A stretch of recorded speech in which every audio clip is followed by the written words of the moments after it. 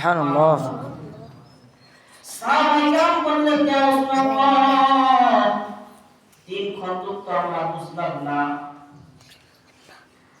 আল্লাহর নবী বললেন, আসমান এবং জমিনের মধ্যবর্তী যে জায়গাটি ফাঁকা আছে এই জায়গাটি হলো এক খন্দক। এই পরিমাণ তিন খন্দক জায়গা তার জন্য কতটুকু জায়গা হতে পারে?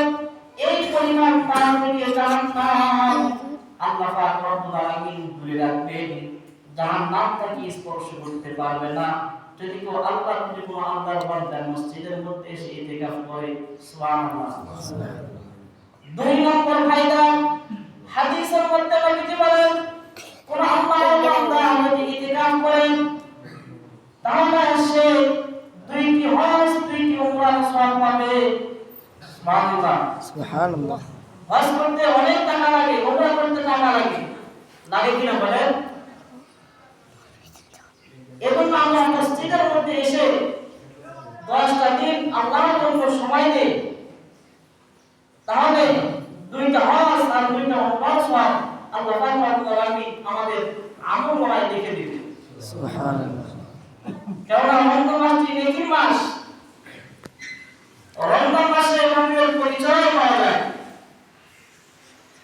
3 নম্বর ফায়দা হচ্ছে, এই রমজানুল মুবারক মাসে, যেহেতু রমজান মাসের মধ্যে লাইলাতুল কদর শেষ বর্ণিতে পাওয়া যায়, সেই 10 দিন লাইলাতুল কদর পাওয়া যায়। যে ব্যক্তিটি ইতিকাফের নিয়তে মসজিদের মধ্যে এসে ইতিকাফ থাকে, অবশ্যই তার ভাগ্যে, তার নসিবে আল্লাহ পাক রব্বুল আলামিন ইতিকাফ ওই শবে কদর তার ভাগ্যে নসিবে লিখে যায়। সুবহানাল্লাহ। শবে কদর সে পায়।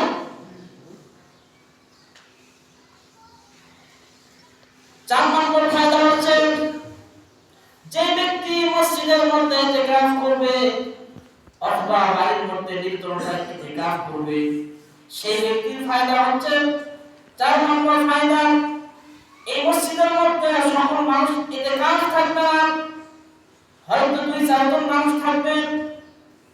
মহল্লার মধ্যে অনেক মানুষ বসবাস করবে, মহল্লার মধ্যে যে মানুষগুলো থাকবে 100-200 লোক হতে পারে।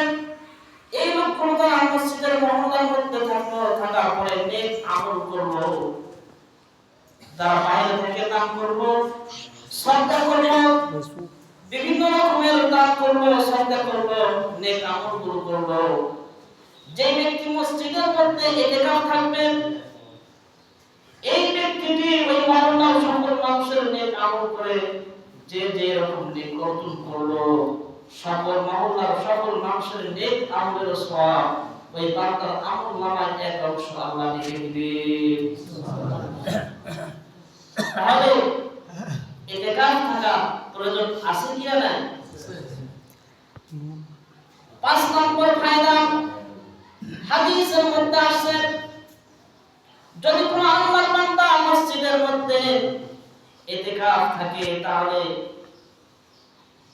শেষে যখন সে তওবা করবে, যদি সে আল্লাহর খালেস নিয়তে আল্লাহর জন্য আল্লাহর সন্তুষ্টির চিন্তা যদি সে তওবা করে, আল্লাহ তাআলা ইতিকাফের পরে তার জন্য জান্নাতের মেহমান হিসেবে সুসংবাদ দান করবে। সুবহানাল্লাহ।